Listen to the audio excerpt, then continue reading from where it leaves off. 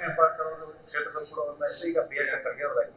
But ಅಂತ ಹೋರಾಟ ಕಾಂಗ್ರೆಸ್ನಲ್ಲಾದಂತ ಹೋರಾಟವನ್ನ ಬಿಜೆಪಿ ಅವರು ಹೋರಾಟ ಮಾಡೋದಕ್ಕೆ ವಿಫಲರಾದ್ರ ಅಂತ ಹೇಳಿ ನೋಡಿ. ಹೋರಾಟ ಮಾಡಿ ರಾಜೀನಾಮೆ ತಗೊಂಡಂತ ನೈತಿಕತೆ ಇಲ್ಲದೆ ಇರೋಂಥ ಮಂತ್ರಿಗಳು ಇರಬಾರ್ದು. ಯಾವತ್ತು ಸಂತೋಷ್ ಕುಮಾರ್ ಅವರು ಆತ್ಮಹತ್ಯೆ ಮಾಡ್ಕೊಂಡ್ರು ಅನ್ನೋದು ನನಗೆ ಸುದ್ದಿ ಗೊತ್ತಾಯ್ತು, ಅವತ್ತೇನೆ ಕೇಂದ್ರದ ನಾಯಕರಿಗೆ ನಾನು ಫೋನಲ್ಲಿ ಕಾಂಟ್ಯಾಕ್ಟ್ ಮಾಡಿದೆ.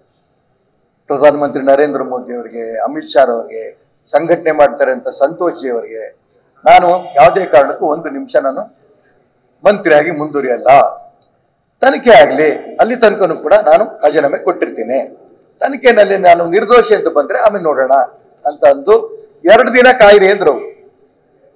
ನಾನು 2 ದಿನ ಕಾಯಲ್ಲ, ತಪ್ಪು ತಿಳ್ಕೊಬೇಡಿ. ಯಾಕೆಂದ್ರೆ ನಾನು ಬೇರೆಯವರು ಆತ್ಮಹತ್ಯೆ ಮಾಡ್ಕೊಂಡಂತ ಸಂದರ್ಭದಲ್ಲಿ ನಾನು ವಿರೋಧ ಪಕ್ಷ ನಾಯಕನಾಗಿ ಹೋರಾಟ ಮಾಡಿದ್ದೆ. ಅವ್ರ ರಾಜೀನಾಮೆನೂ ತಗೊಳೋದು ಯಶಸ್ವಿ ಆಗಿದ್ದೆ. ನಾನು ತಡ ಆಗಿತ್ತು ಅವ್ರದ್ದು, ನಾನು 2 ದಿನ ಕಾಯಲಿಲ್ಲ. ಕೇಂದ್ರ ನಾಯಕರ ಹತ್ರ ಒಪ್ಪಿಗೆ ತಗೊಂಡು ರಿಸೈನ್ ಮಾಡಿದೆ. ಇದು ನೈತಿಕತೆ. ಇದು ನಾನು RSS ಎಂದು ಬೆಳೆ ಬಂದವನು. ಸಂಘ ನನಗೆ ನೈತಿಕತೆ ಕಲಿಸ್ಕೊಟ್ಟಿದೆ. ಸಾರ್ವಜನಿಕರ ಮಧ್ಯೆ ಒಂದು ಆಪಾದನೆ ಹೊತ್ಕೊಂಡು ಮಂತ್ರಿಯಾಗಿ ಮುಂದುವರಿಯೋದು ನನ್ನ ದೃಷ್ಟಿನಲ್ಲಿ ಒಳ್ಳೇದಲ್ಲ ಅನ್ನೋದಕ್ಕೋಸ್ಕರನೇ ಇಮಿಡಿಯೇಟ್ ರಿಸೈನ್ ಮಾಡಿದೆ. ಆ 2 ದಿನ ಇವರು ಸ್ವಲ್ಪ ಹೋರಾಟಗಳು ಮಾಡಿದ್ರು ಕಾಂಗ್ರೆಸ್ನವರು. ಮಾನ್ಯ ಸಿದ್ದರಾಮಯ್ಯನವರು, ಮಾನ್ಯ DK ಶಿವಕುಮಾರ್ ಅವರು, ಈ ಪ್ರಿಯಾಂಕಾ ಖರ್ಗೆ ಅವರು ಮಾತುಗಳು ಕೇಳಬೇಕಿತ್ತು. ನಾವಾಗ ಮಾಡ್ಲಿ, ಪಾಪ ನನ್ನ ಅಭ್ಯಂತರ ಇಲ್ಲ, ಯಾಕಂದ್ರೆ ಅವರ ವಿರೋಧ ಪಕ್ಷದಲ್ಲಿ ಇದ್ರು. ಒಂದ್ಸರಿ ವಾಪಸ್ ತಿರುಗಿ ನೋಡ್ಲಿ, ಅವರು ಏನೇನ್ ಭಾಷೆ ಬಳಸಿದ್ರಿ. ನಾನು ರಾಜೀನಾಮೆ ಕೊಡಕ್ಕೆ 2 ದಿನ ಕೇಂದ್ರದ ಒಪ್ಪಿಗೆ ಕಾಯ್ತಾ ಇರತ್ತೆ ಸಂತರು. ಇದು ನೈತಿಕತೆ.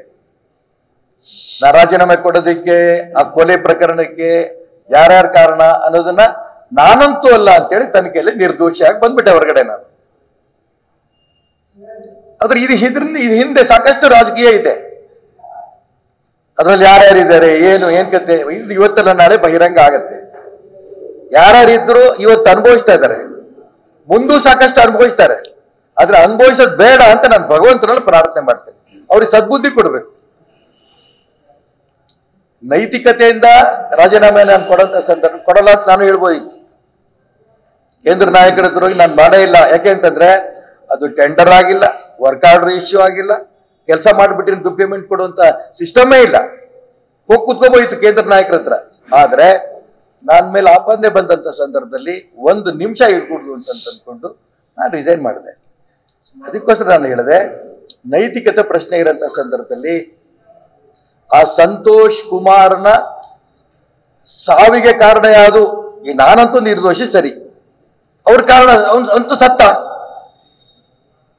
ಅದಕ್ಕೆ ಕಾರಣ ಯಾರು ಅಂತ ಇವತ್ತಿನ ತನಕ ಹೊರಗಡೆ ಬಂದಿಲ್ಲ. ಹೊರಗೆ ಬರ್ಬೇಕಲ್ವಾ? ಇದ್ರ ಹಿಂದೆ ಯಾರ್ಯಾರಿದ್ದಾರೆ ಅದೆಲ್ಲ ಹೊರಬರ್ಬೇಕು. ಈಗ ಇವರು ಪ್ರಿಯಾಂಕಾ ಖರ್ಗೆ ಮೇಲೆ ಆಪಾದನೆ ಬಂದಿದೆ. ಅವನು ಸೂಸೈಡ್ ಮಾಡ್ಕೊಂಡಿರೋದು ಹೌದು. ಅದ್ರ ಬಗ್ಗೆ ಕಾಂಗ್ರೆಸ್ನವ್ರು ಏನ್ ಹೇಳ್ತಾರೆ?